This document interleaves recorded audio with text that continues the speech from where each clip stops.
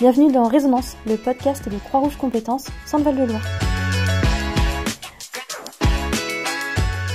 La semaine des déficiences a été une expérience marquante pour les étudiants en première année d'ergothérapie du campus de Chambray-les-Tours. Tout au long de cette semaine, ils se sont retrouvés dans des situations de handicap simulées et bien que toujours entourés, ils ont pu ressentir un profond isolement. La lenteur imposée par la déficience contrastait avec le rythme effréné du monde extérieur, les laissant souvent en décalage avec leur environnement. Pour la première fois, certains ont réalisé à quel point les espaces et les interactions quotidiennes peuvent ne pas être adaptés.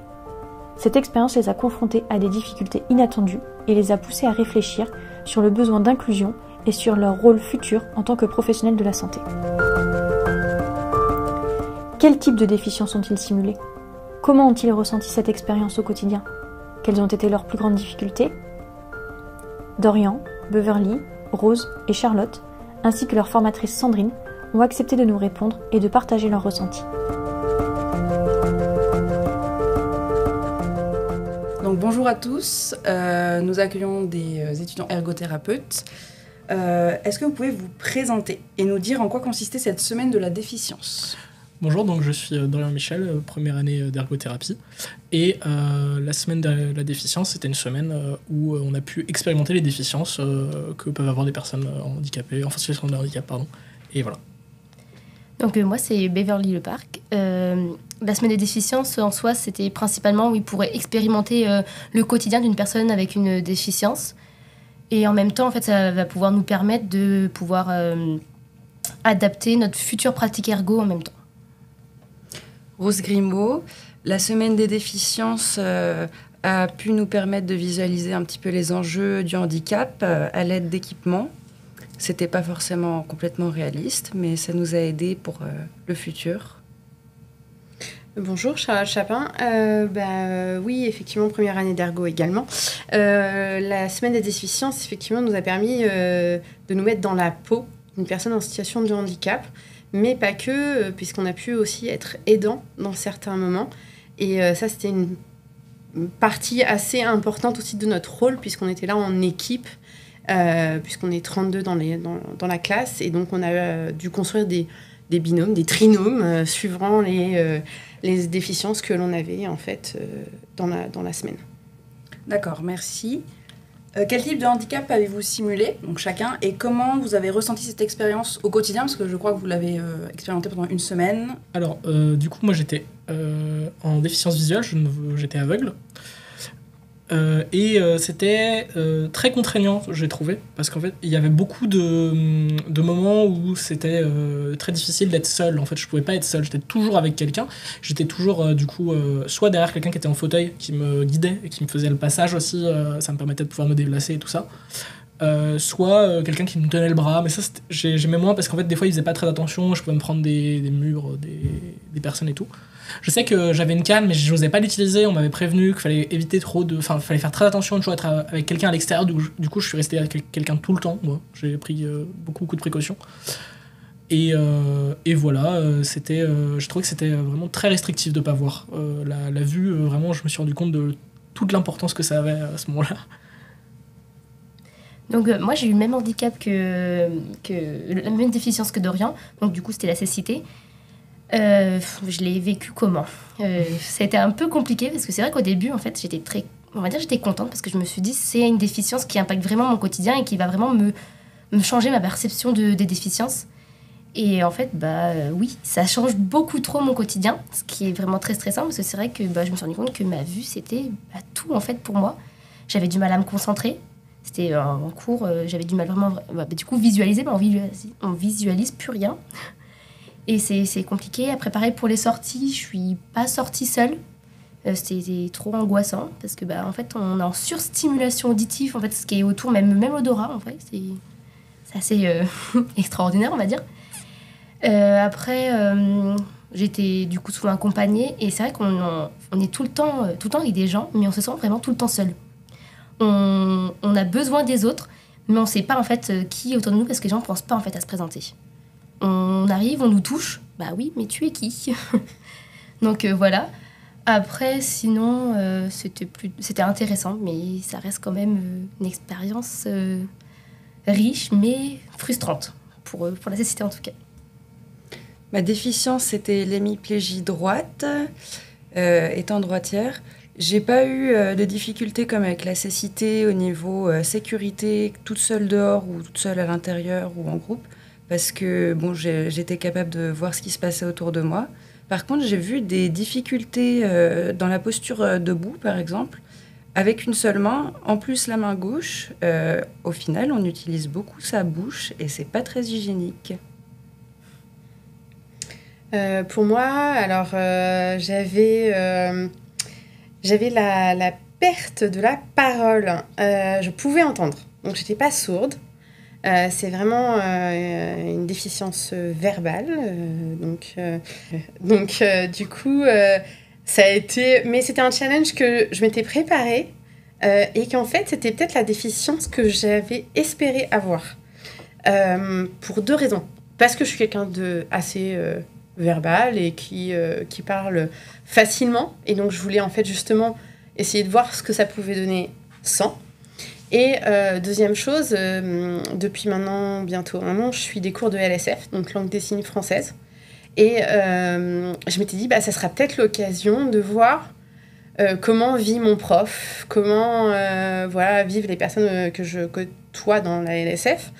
Et de voir aussi s'il y a du monde qui signe ou qui signe pas, comment on se débrouille. Bon, très rapidement, effectivement, il a fallu qu'on trouve des moyens techniques de communication. Donc, pour moi, la frustration était peut-être pas totale, puisque avec les applications de téléphone, on a dû s'adapter. C'était le gros mot de la semaine, c'était l'adaptation.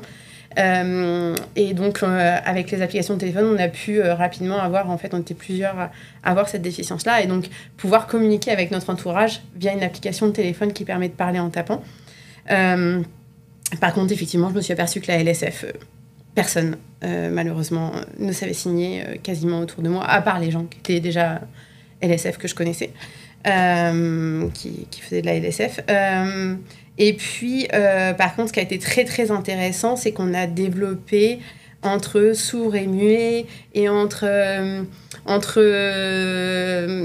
muets et aveugles. Enfin, il y a eu des rapprochements qui se sont faits de manière assez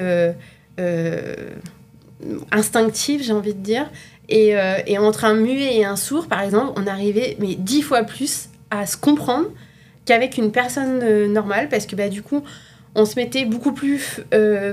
on se faisait un focus vraiment sur les lèvres, sur le labial, et donc du coup, on pouvait vraiment communiquer plus facilement, puisque de toute façon, on était coupé de ses autres sens. Et avec les personnes aveugles, c'est vrai que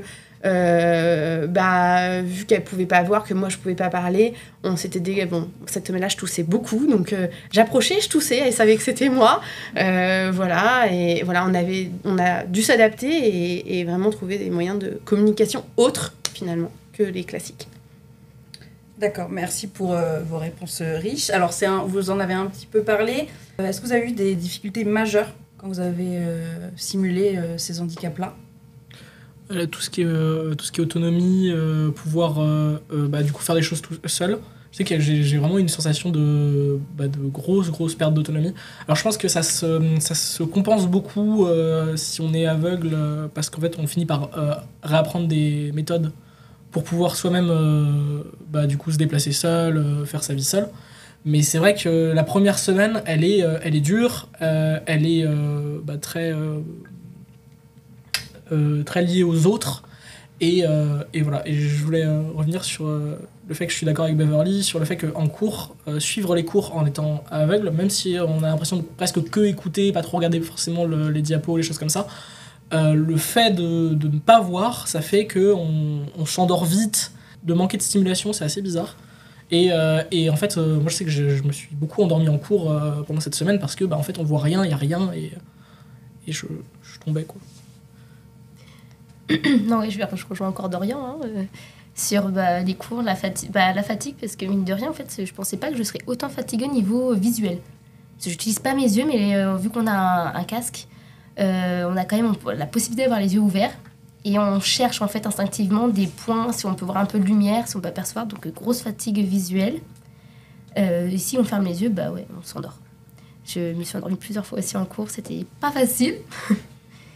Après, du coup, en termes de difficulté, bah, ça encore, du coup, à l'isolement, moi, je trouve. Parce que c'est vrai que vu qu'on ne voit pas, on ne sait pas trop ce qui se passe.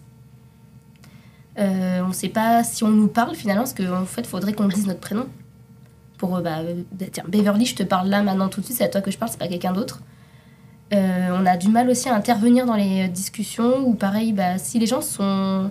Moi, j'avais du mal, c'était beaucoup avec, du coup, on va dire les muets.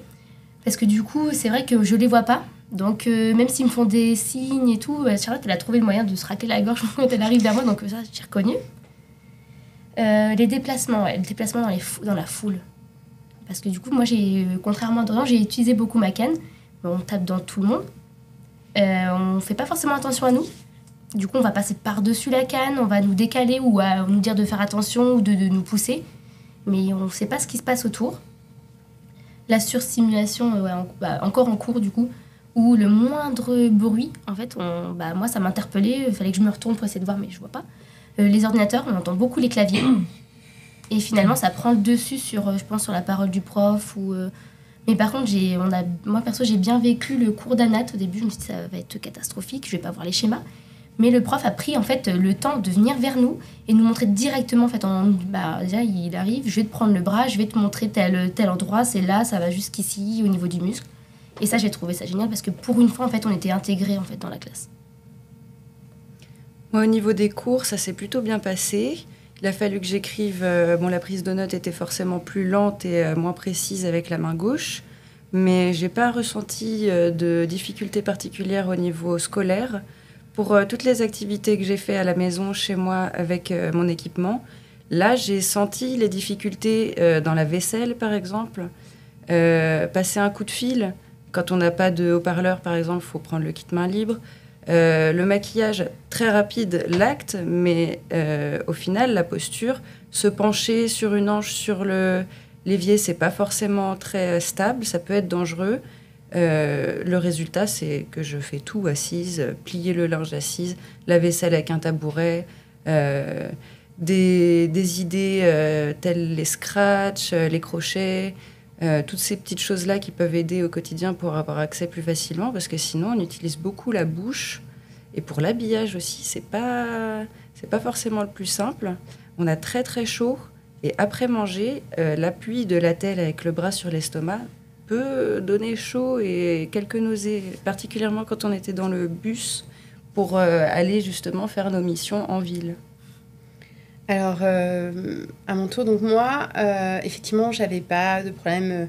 Je pouvais bouger autant que je voulais, je voyais autant que je voulais. Par contre, effectivement, j'avais cette lenteur à répondre ou à intervenir dans une discussion, puisque de devoir taper, on est un peu en décalé de la discussion. Donc ça, c'était un des difficultés auxquelles j'ai dû faire face, de devoir dire « Attendez, 30 secondes, moi aussi je veux dire un truc ».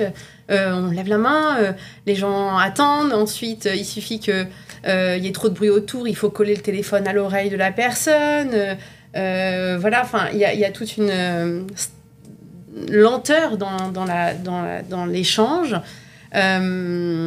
Après, on a dû effectivement l'exercer dans 2 cas autres que l'école.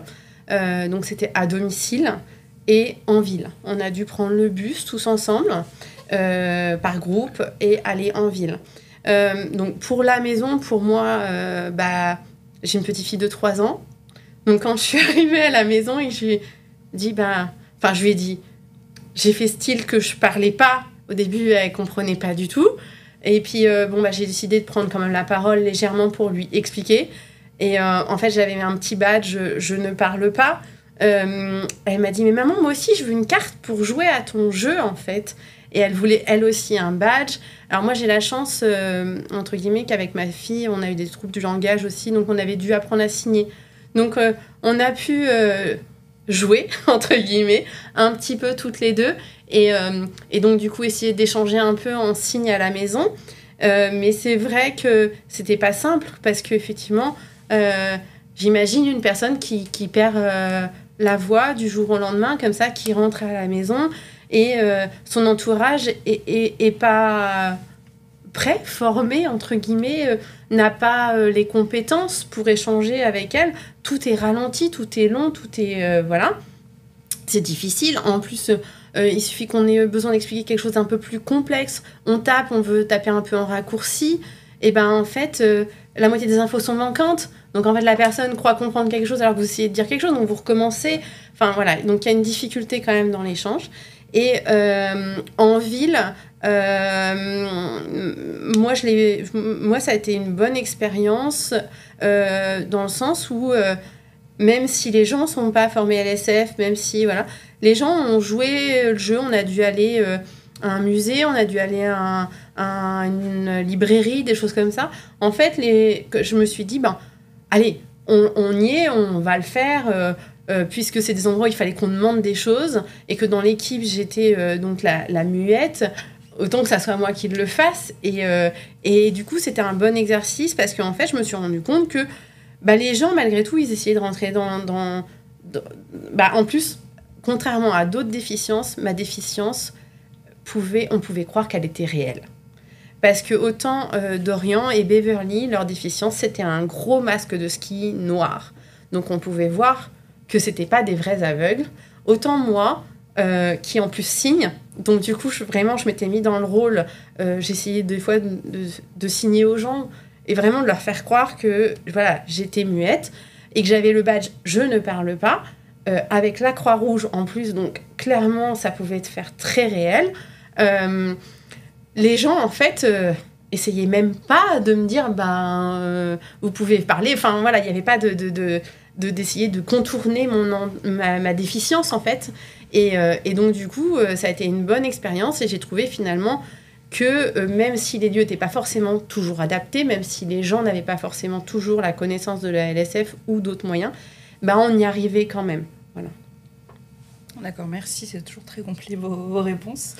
Est-ce que cette expérience a changé votre manière de voir ou de comprendre les personnes en situation de handicap, en sachant que vous êtes plusieurs à déjà, au quotidien, connaître cette situation ? Du coup, pour la déficience visuelle, oui. En l'occurrence, parce que c'est vrai que je connaissais vraiment assez peu. J'ai personne dans mon entourage qui a des grosses déficiences visuelles. En tout cas, pas avec qui je communique souvent, quoi. Mais pour les difficultés, je me doutais un peu de ce que ça pouvait être, parce que je connais les difficultés de personnes, d'autres difficultés liées au handicap. Donc, d'un côté, oui, ça a changé pour le cas très précis du fait d'être aveugle, mais sur le point de vue en général du handicap, pas trop, en fait, au final. Ça m'a juste confirmé ce que je pensais savoir, et voilà, quoi. Du coup, moi, j'ai pas forcément de personnes en situation de handicap dans mon entourage, mais avec les études qu'on a pu faire, on a quand même rencontré.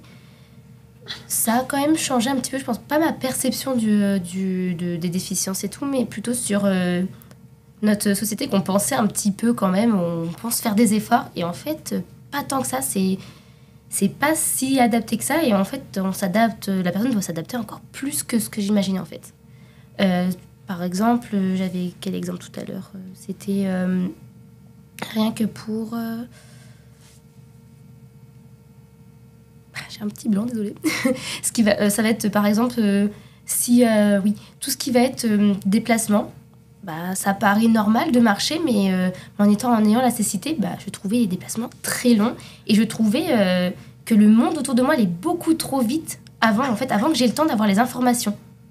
Et c'est vrai que du coup, c'est compliqué, même dans la rue, quand j'ai marché avec la canne, j'ai l'impression de buter dans tout, alors qu'en fait, c'est juste le sol qui n'est pas droit, c'est juste les pavés. J'arrive à sentir le changement entre deux carreaux, qui étaient de couleurs différentes. J'arrivais à percevoir que c'était pas pareil. Donc c'est vrai que je me suis dit, mais on développe en fait d'autres sens. Et ça, c'est incroyable. Ça, j'ai trouvé ça incroyable.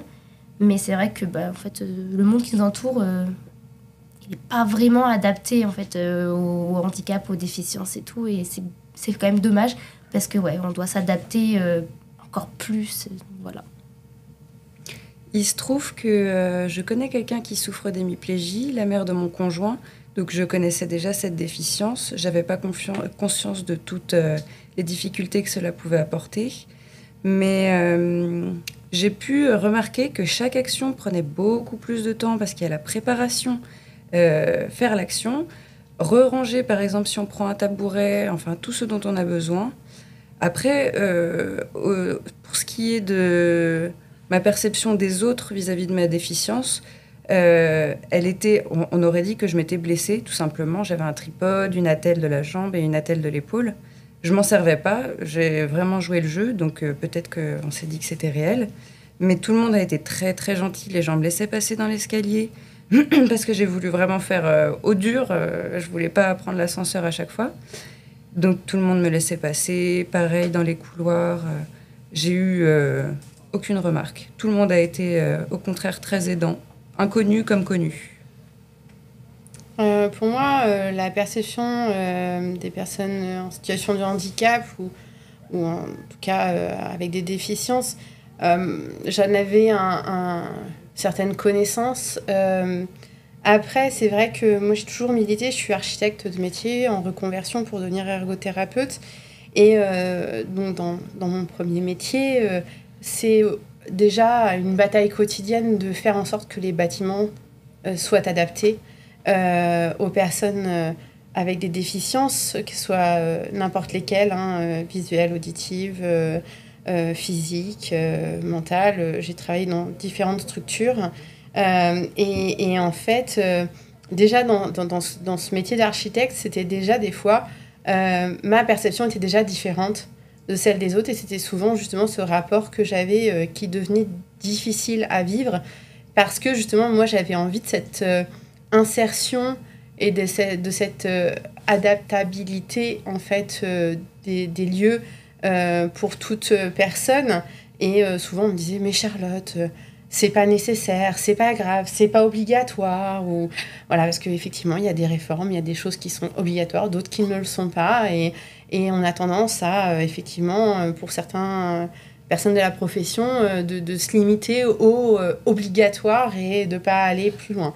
Moi, j'avais déjà fait cette démarche d'aller plus loin à chaque fois dans mes projets et d'essayer d'être au plus proche de la réalité. Et ma vision était déjà... j'avais déjà dû travailler dans des EHPAD, dans des choses comme ça, avec des personnes avec des pathos diverses.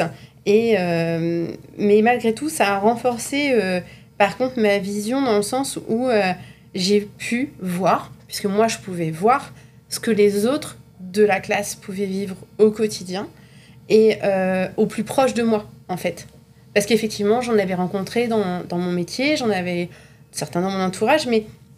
pas au quotidien. Là, vraiment, on vivait toute la journée ensemble. On a vécu en ville ensemble, des choses comme ça. Et c'est vrai que on a eu des situations faciles et on a eu des situations difficiles. Et les situations difficiles, elles nous ont quand même choqués pour certains. Et on en est resté, c'est vrai, un peu déçus peut-être même. Voilà.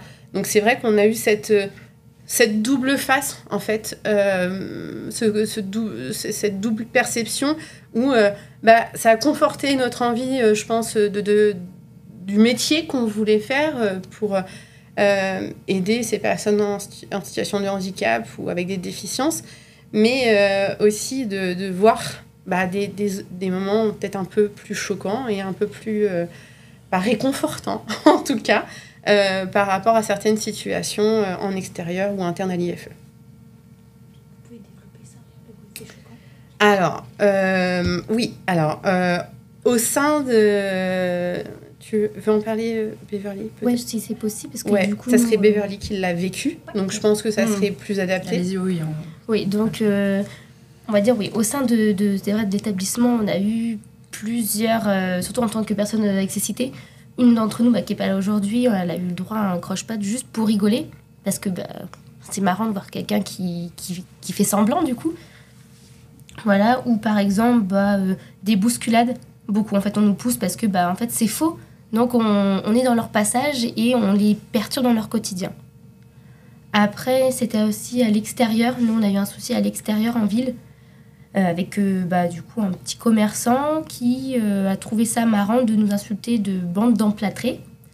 Et on n'a pas réagi, on s'est dit ça valait pas le coup, puis on s'est pris en fait un jet d'eau, on nous a lancé un verre d'eau à la figure.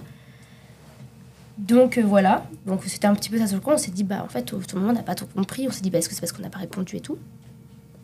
Et derrière sinon, ça c'était choquant, mais après on a quand même vécu avec des gens très bienveillants, par exemple au cinéma c'était franchement quelqu'un de très bien.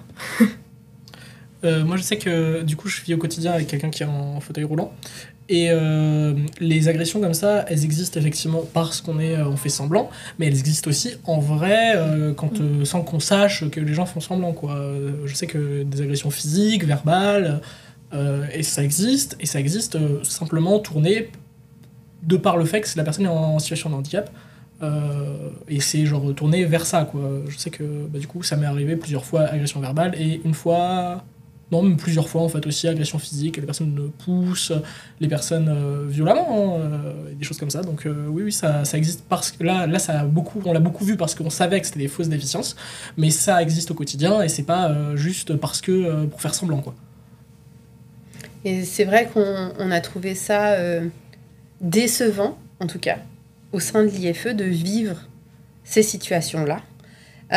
Parce qu'on pensait qu'au sein de l'IFE, en tout cas, étant dans le social, dans la santé, et qu'on était dans un lieu un peu protégé, entre guillemets, qu'on aurait une compréhension de nos futurs confrères ou de nos futurs consoeurs, et que du coup, le premier acte qui a été le croche-pied, qui a été vécu dans les 10 minutes qu'ont suivi la mise en place des déficiences, on s'est dit, mais qu'est-ce que ça va donner sur la semaine ? Et c'est vrai que le dernier jour, à un moment, il y en a certains qui se sont plus sentis en sécurité et qu'on ôtait leur déficience, en tout cas le temps du déjeuner, le temps d'être dans la foule et le temps d'être exposé, parce qu'on n'était plus en sécurité pour certains. Alors, pourtant, on avait vraiment joué le jeu tout le long de la semaine et on avait voulu vivre le truc à fond, sauf qu'à un moment, on avait même des gens qui sautaient par-dessus les déambulateurs. Enfin, donc c'était juste plus possible. Beverly s'est fait pousser un nombre de fois incalculable, alors qu'on voyait qu'elle avait un masque, qu'elle ne voyait rien. Enfin, les gens disent même pas pardon, même pas... Et on sent que qu'il y a une intention dans l'acte, en fait, que c'est pas juste, on va dire, sauter par-dessus un déambulateur. Je veux dire, le déambulateur, vous le voyez, voilà, c'est pas... Et ça les amuse. Et là-dessus, on a été déçus et on espère que dans le futur, effectivement, nous, on a souhaité... échanger avec nos professeurs là-dessus. Et on s'est dit, pourquoi pas, en fait, les semaines pré-déficience, en fait, faire quelque chose de plus éducatif et peut-être un peu plus, enfin, en tout cas, alerter la population de l'IFE sur ce qui va se passer. Oui. IFE ? Oui. Ou campus ? Non, le campus. Le campus en entier, oui. Oui, en tout cas, le campus en entier. Parce que c'est vrai que on s'est posé la question à un moment, pourquoi est-ce qu'ils réagissent comme ça, alors que au sein du campus, en tout cas, probablement, ils vont être tous, un jour ou l'autre, face à des personnes en situation de déficience. Et leur expliquer quel est notre intérêt, nous, en tant qu'étudiants, de le vivre. Parce qu'en fait, je pense qu'ils n'ont pas conscience que de le vivre en tant qu'individu, soi-même, ça peut effectivement permettre d'évoluer ou de confirmer certaines de nos croyances ou certaines de nos idées, en tout cas, et ce qui donc va permettre qu'on soit des meilleurs professionnels. Si je peux me permettre, moi, tout le monde a été très gentil. Il y a seulement eu un regard que j'ai pas su analyser. Peut-être que c'était de la curiosité. Je sais pas trop. Mais j'ai perdu un embout de mon tripode à un moment dans la rue. une jeune fille qui est venue, qui a essayé de m'aider. J'ai pas pu m'empêcher à chaque fois qu'on essayait de m'aider ou qu'on me laissait passer, qu'on me laissait la priorité, d'expliquer que c'était pour tester, que j'étais en étude d'ergothérapie, que c'était très bien, que c'était un super réflexe, mais que là, dans ma situation, c'était pas la peine, mais que je les remerciais. Et à part ça, moi, j'ai jamais eu ou alors je m'en suis pas rendu compte, mais j'ai pas eu de soucis. Mais pour en revenir à la déficience de la cécité, une de nos camarades qui n'est pas ici, celle qui a reçu le croche-patte, moi j'ai trouvé ça choquant et même ça m'a fortement énervée et j'ai essayé de retrouver la personne parce que j'avais envie de lui demander des comptes, quoi. Oui, alors c'est vrai que je veux juste revenir sur le fait de se justifier d'être en situation de handicap temporaire, enfin entre guillemets d'essai. On en a reparlé entre nous pendant les échanges post de la semaine. Effectivement, il y en a plusieurs de l'équipe, en tout cas, qui ont à un moment eu le besoin de se sentir, de dire c'est pour de faux.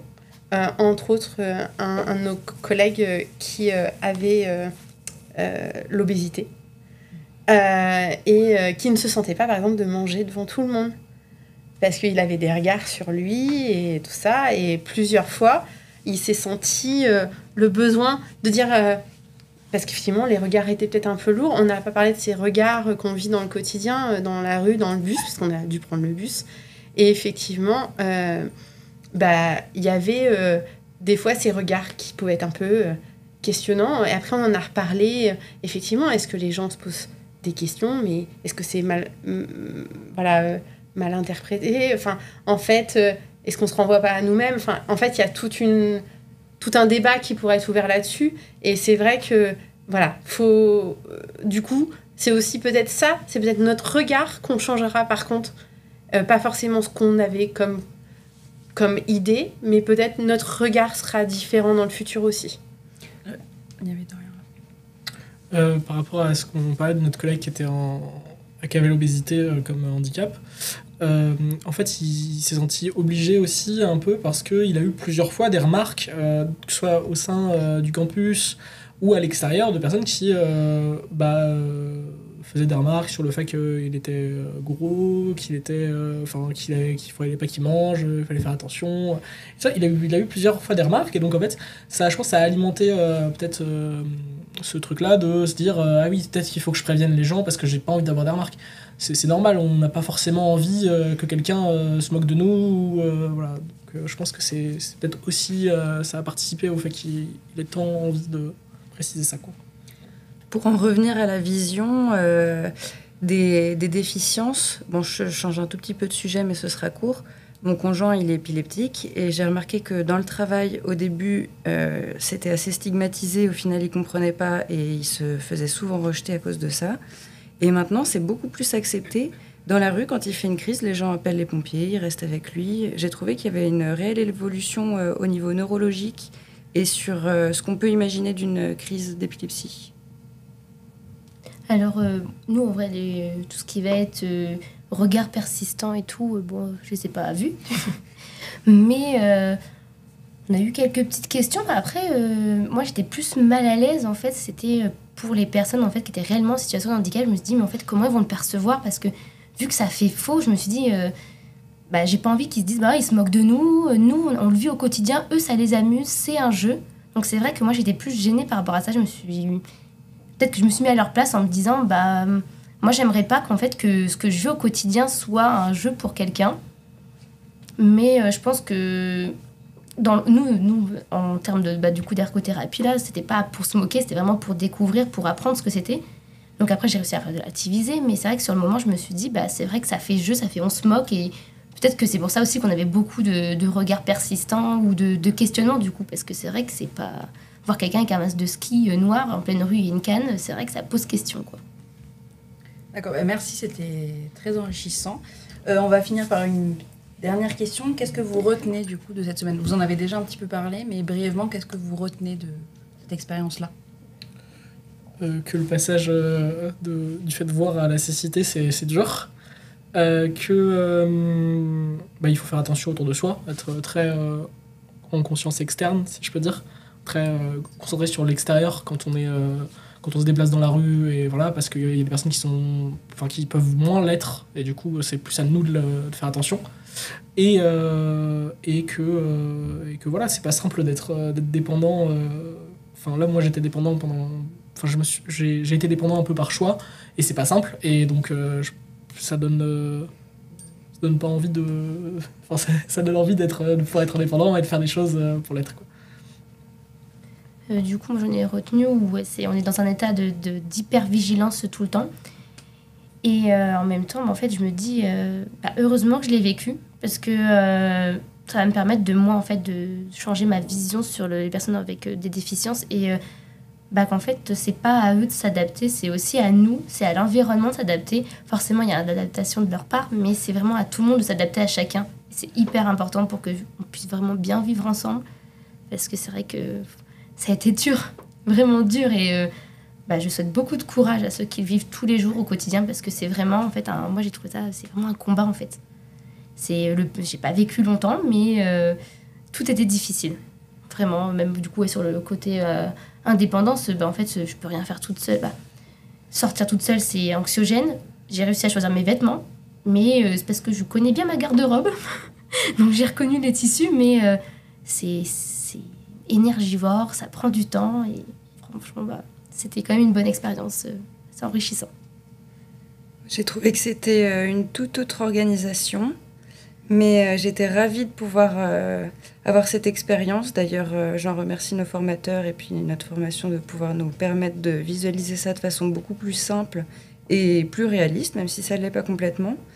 Et je retiens vraiment qu'il faut s'organiser, qu'on doit s'adapter en fonction de nos déficiences avec le monde, et puis que c'était quand même drôlement enrichissant. Et je pense que c'est pas donné à tout le monde dans les formations d'ergothérapie de pouvoir faire ça, et donc je préfère dire encore merci. Moi, ce que j'en retiendrai, c'est une grande adaptabilité, de devoir s'adapter au quotidien, de mon quotidien, mais de mon quotidien face aux autres, parce que la partie des dents a été très prenante finalement, et très présente pendant cette semaine, en tout cas entre nous. Et donc, moi, je retiendrai peut-être plutôt finalement ce côté aidant, en tout cas, de ma semaine, parce que ma déficience à moi, je l'ai bien vécue, même si effectivement il y avait ce côté toujours retard dans la conversation et tout ça. Mais c'est pas facile d'être un aidant. Et donc, vraiment, ce côté-là, je l'avais pas anticipé dans ma vision de cette semaine. C'est-à-dire qu'on s'était tous mis focus sur quelle déficience on allait avoir, mais on n'avait jamais parlé de comment on allait s'entraider entre nous et comment on allait percevoir ce côté aidant et se rendre disponible pour les autres quand ils en avaient besoin. Et ça, c'est finalement comme ça que j'ai... en tout cas, que ma semaine se clôture plus, en fait, pour moi, le côté aidant. Et comme quoi, c'est pas facile. Comme quoi, effectivement, comme dit Dorian, si on dit pas c'est moi qui arrive, attention, là, il y a ceci, il y a cela, faut bien donner les bonnes directions devant, derrière. Enfin, voilà, pour les aveugles, en tout cas, une marche, 2 marches, 3 marches, à gauche, à droite, voilà. Et donc, c'était fatigant pour tout le monde, je pense, malgré tout, que ça soit en côté déficience ou en côté aidant. Ça a été une semaine intense. De plus, c'est vrai qu'on a dû suivre nos cours en même temps, et ça a été une bonne expérience, parce que du coup, je pense qu'on s'est encore plus rapprochés les uns des autres pendant cette semaine-là, au niveau de la classe, parce que moi qui pourrais par exemple prendre tous les cours, on a passé les cours aux autres, ceux qui pouvaient pas se déplacer, on leur installait les chaises, voilà, enfin il y a eu toute une entraide qui s'est construite et un rapprochement de la classe qui s'est fait encore plus. Donc le côté aidant, le côté rapprochement au sein de la classe qui était, je trouve, bénéfique de le faire en début d'année du coup, et puis après pour conclure, je dirais oui, adaptabilité, et vraiment dans notre futur métier, cette vision qu'on va avoir qui est peut-être changée, et qui va évoluer encore, j'en suis sûre. Bah, merci beaucoup à vous. C'était très intéressant, même pour. Enfin, moi perso, j'ai appris des trucs. Donc, merci beaucoup. Puis on vous tiendra au courant pour la diffusion du podcast. Merci. Merci.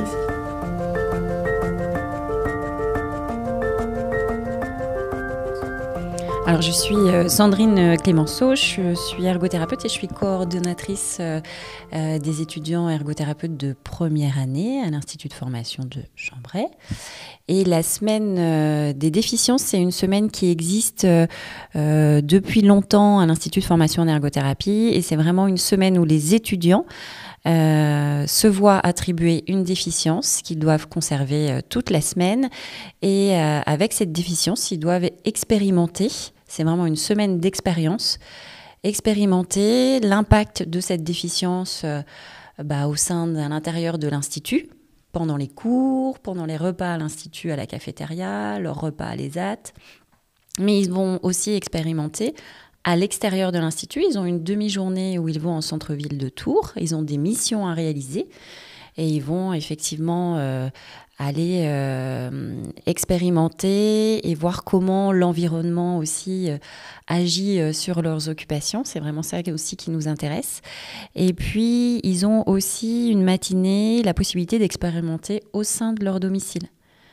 On leur liste des occupations, des idées d'occupation, mais après, ils sont libres d'expérimenter leur déficience au sein de leur logement étudiant, la maison de leurs parents, et de voir un peu comment on fait pour faire sa toilette, s'habiller, préparer un gâteau, préparer un repas, se laver les dents, comment ils peuvent faire. D'accord. En quoi est-ce que c'est important pour les apprenants de se mettre à la place d'eux ? Alors, de se mettre à la place d'eux, c'est important parce que ça leur permet de mesurer sur soi l'impact de cette déficience. Donc, expérimenter sur soi, c'est après leur permettre de comprendre ce qui se passe aussi pour les personnes qu'ils vont accompagner plus tard en tant qu'ergothérapeute, les usagers, les patients, les clients qu'ils vont accompagner plus tard. Ils vont mesurer plusieurs choses. Ils vont vraiment mesurer l'impact de l'environnement sur leurs occupations. Ils vont mesurer aussi l'impact de l'environnement qu'on dit humain, c'est-à-dire aussi est-ce que les autres, quel regard les autres portent sur eux, est-ce que les autres ils peuvent les aider ou au contraire, est-ce que les autres ça les aide ou pas. C'est la même chose avec l'environnement matériel, architectural. Est-ce que c'est facilitant ou est-ce que c'est obstacle? Donc ils vont mesurer tout ça à travers des environnements différents. Mais aussi, ils vont développer déjà au sein de cette semaine de déficience des stratégies. Ils mettent en place des adaptations pour compenser justement leur situation de handicap. Donc déjà, ils vont avoir déjà un début de regard d'ergo sur les adaptations à mettre en place. Et puis, se mettre à la place d'eux aussi, c'est expérimenter le rôle des aidants parce que certains ont des déficiences où eux, ils ont la vue, ils ont l'audition, ils peuvent avoir un membre supérieur en écharpe. Donc, ils ont l'autre bras pour pouvoir aider, pousser un fauteuil, guider une personne qui est en déficience visuelle. Donc, ils vont expérimenter aussi ce rôle d'aidant et ça c'est important aussi, d'avoir aussi ce regard sur l'aidant. Ils nous en ont parlé justement quand on les a interviewés, le côté aidant. Est-ce qu'il y en a qui ont été réticents à jouer le jeu ? Au démarrage, il n'y a pas eu de réticence exprimée, sauf à part effectivement sur certaines déficiences. Certains sont un peu anxieux par rapport à certaines déficiences qu'ils appréhendent plus que d'autres, à juste titre ou pas en fait. Et par contre, ils ont joué le jeu. Ce qui a été compliqué, c'est de jouer le jeu dans la durée. Par exemple, une personne avec une tétraplégie, les 4 membres immobilisés sur un fauteuil, c'est-à-dire que pendant tous les cours, il faut rester immobile comme ça pendant, là c'était à peu près 4 jours, c'était à peine une semaine entière, mais c'était du lundi après-midi au jeudi après-midi. C'était long. C'est long, c'est apprendre la patience, la frustration. Donc oui, ils ont exprimé que c'était long. Après, ils ont joué le jeu au maximum, mais on a senti que sur la fin de la semaine, ça commençait à être compliqué. Et c'est justement une façon de comprendre que les personnes que l'on accompagne, elles peuvent aussi parfois être irritées, elles peuvent ne pas avoir envie de sortir de chez elles parce que c'est compliqué. Enfin, voilà, ils peuvent ainsi comprendre ce que ressent une personne avec une déficience qu'elle n'a pas choisie ou c'est pas une expérience. D'accord. Que penses-tu qu'ils ont retenu de cette semaine ?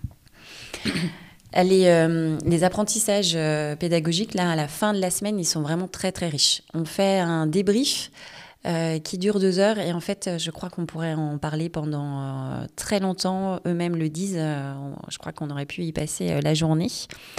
Donc oui, ils comprennent vraiment l'impact aussi de la déficience sur leur déplacement, sur se nourrir, sur prendre des cours. Ils se rendent pas compte non plus. Il y a des choses dont ils ne se rendaient pas compte avant. Par exemple, quand on est en cécité totale, immédiatement, les autres sens se mettent un peu plus en avant. Et le bruit, par exemple, dans le hall de l'Institut, le bruit était vraiment extrêmement fatigant. Ils ne mesuraient pas non plus au niveau communication ce que ça pouvait avoir comme impact de ne pas voir parce que les gens leur adressaient la parole, ils ne répondaient pas, par exemple, ou alors ils répondaient à la place de quelqu'un d'autre et on leur disait « mais c'est pas à toi que je parle ». Donc il y a plein de petits éléments comme ça en termes de communication, en termes d'environnement. Ils vont porter un autre regard en fait sur tout ça. Sur la relation d'aide, je l'ai dit, dans la promo aussi, hein, y a de la solidarité qui s'est mise en place, ils ont appris à se connaître aussi, ils avaient besoin des autres, ils devaient compter sur les autres. Comprendre aussi qu'au niveau architectural aussi, les trottoirs d'entour, ils ont l'habitude de se déplacer en marchant, ils n'y font pas attention, mais la moindre déclive et tout ça en fauteuil roulant, avec un rollateur, voilà le ressenti. Traverser une route aussi, certains étudiants ont dit, d'habitude on traverse un carrefour sans problème, avec une personne qui avait le kit de vieillissement, et bien quand le feu passe à nouveau vert pour les voitures, la personne elle était encore au milieu de la route. Donc ça, c'est quelque chose qu'ils ne connaissaient pas. Ils ont découvert et ils ont même chronométré en fait le temps qu'on avait pour traverser une route et ils se sont rendus compte que c'était vraiment pas beaucoup. Donc ça, c'est l'ergothérapeute, il agit au niveau de la personne qui a la déficience, de son entourage, mais il peut être aussi acteur de changement. Dans une ville, ça peut être des choses que l'on peut faire remonter en disant le temps pour traverser, pour un piéton qui a aucun problème pour se déplacer, ok, ça marche. Mais pour une personne qui a une canne, un déambulateur ou une personne en fauteuil, eh bien, c'est pas possible, ça ne marche pas. Effectivement, ils nous l'ont dit aussi. Tout ce que tu dis, ça corrèle ce qu'ils ont dit, donc c'est hyper intéressant. Est-ce que tu aurais quelque chose à rajouter pour finir ? Oui, donc ça leur sert effectivement toute cette expérimentation à chaud à la fin de la semaine. Il y a plein de choses qui sortent. Mais après, avec les cours qu'ils vont avoir sur les 3 ans, ça va très souvent faire écho à cette semaine de déficience où ils vont se dire « Ah bah oui, moi je l'ai expérimenté quand j'étais en situation d'hémiplégie, je l'ai expérimenté quand j'étais dans le fauteuil, quand j'étais en situation d'obésité. Oui, je comprends effectivement ce qu'on apprend dans les cours. » Donc je trouve que vraiment cette semaine, on leur dit d'emblée que c'est une semaine très riche, très intense pour eux en termes émotionnels aussi, mais que du coup ça les marque et ça leur permet eux aussi par cette expérimentation, de comprendre tout ce qu'ils vont voir après en théorie. D'accord. Merci beaucoup, Sandrine. Merci à vous.